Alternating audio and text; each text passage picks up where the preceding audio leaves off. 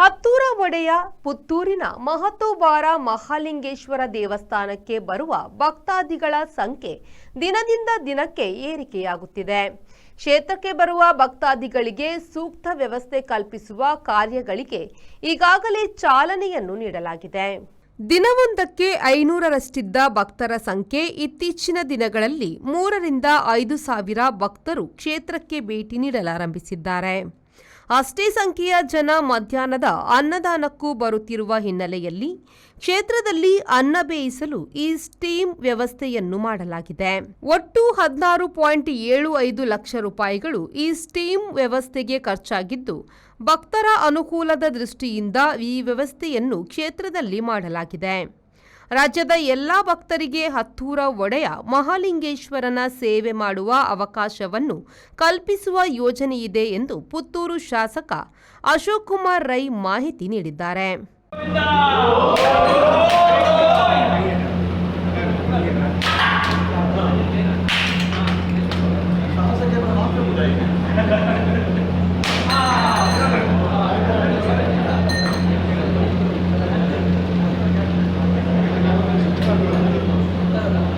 ಮಹಾಲಿಂಗೇಶ್ವರ ದೇವಸ್ಥಾನದಲ್ಲಿ ಈ ವರ್ಷದ ಜಾತ್ರೆಯ ನಂತರ ಭಕ್ತಾದಿಗಳ ಸಂಖ್ಯೆ ದಿವಸದಿಂದ ದಿವಸಕ್ಕೆ ಏರ್ತಾ ಇದೆ. ಮಧ್ಯಾಹ್ನದ ಅನ್ನ ಸಂತರ್ಪಣೆಗೆ ಸುಮಾರು 3,000ದಿಂದ 5,000ದವರೆಗೆ ಜನ ಕೂಡ ಅನ್ನ ಸಂತರ್ಪಣೆಗೆ ಬರ್ತಾರೆ. ಅದಕ್ಕಾಗಿ ವ್ಯವಸ್ಥಿತ ರೂಪದಲ್ಲಿ ಆಗಬೇಕು, ವ್ಯವಸ್ಥಿತ ಸ್ಥಿತಿ ಎಲ್ಲ ವ್ಯವಸ್ಥೆಗಳಲ್ಲಿ ಬೇಕು ಅನ್ನುವ ದೃಷ್ಟಿಕೋನ ಇಟ್ಕೊಂಡು ಇವತ್ತು ಅಲ್ಲಿ ಸ್ಟೀಮ್ ಮೂಲಕ ರೈಸ್ ಮಾಡುವಂಥ ವ್ಯವಸ್ಥೆಗೆ ಚಾಲನೆ ಕೊಡುವಂಥ ಕೆಲಸವನ್ನು ಮಾಡಿದ್ದೇವೆ. ಇದಕ್ಕೆ ಸುಮಾರು 16.75 ಲಕ್ಷ ರೂಪಾಯಿಗಳ ಖರ್ಚಾಗಿದೆ. ಕೆನರಾ ಬ್ಯಾಂಕಿನ ವತಿಯಿಂದ ಸುಮಾರು 10 ಲಕ್ಷ ರೂಪಾಯಿ ಕೊಡುವಂಥ ಕೆಲಸವನ್ನು ಮಾಡಿದ್ದಾರೆ. ಅದೇ ರೀತಿ ಕರ್ನಾಟಕ ಬ್ಯಾಂಕಿನಿಂದ 5 ಲಕ್ಷ ರೂಪಾಯಿಯನ್ನು ಕೊಡುವಂಥ ಕೆಲಸವನ್ನು ಮಾಡಿದ್ದಾರೆ. ಈ ಭಾಗದ ಕೆಲವು ಪ್ರಮುಖರು ಕೂಡ ಇದಕ್ಕೆ ದೇಣಿಗೆಯನ್ನು ಕೊಡುವ ಮುಖಾಂತರ ಈ ಕೆಲಸವನ್ನು ಮಾಡಿದೆ. Anish V4 news Puttur. The Ocean Pearl Inn.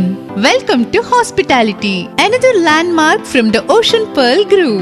Ideally located and well-equipped hospitality destination in the heart of the Mangaluru city.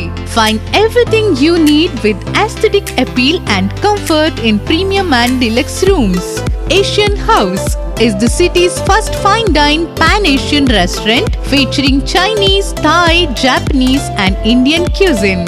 Sagar Ratna is delighting its customers with authentic South Indian vegetarian cuisine, which are cooked fresh.